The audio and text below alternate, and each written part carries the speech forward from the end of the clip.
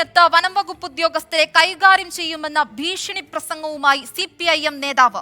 Pathanamthitta Thannithode local committee secretary Praveen പ്രസാദാണ് വനംവകുപ്പ് ഉദ്യോഗസ്ഥർക്കെതിരെ പ്രകോപന പ്രസംഗം നടത്തിയത്.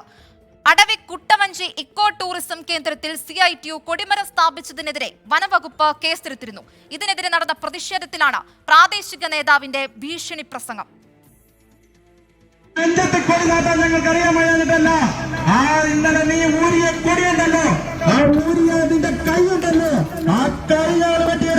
ഒരാഴ്ച മുൻപാണ് അടവി കുട്ടവഞ്ചി ഇക്കോ ടൂറിസം തൊഴിലാളികൾ CITU യൂണിയൻ രൂപീകരിച്ച മേഖലയിൽ കൊടിമരം സ്ഥാപിച്ചത്. എന്നാൽ വനഭൂമിയിൽ അനധികൃതമായി സ്ഥാപിച്ച കൊടിമരം എടുത്തുമാറ്റണമെന്നാവശ്യപ്പെട്ട വനം വകുപ്പ് നേതാക്കൾക്കെതിരെ കേസെടുക്കുകയും ചെയ്തിരുന്നു.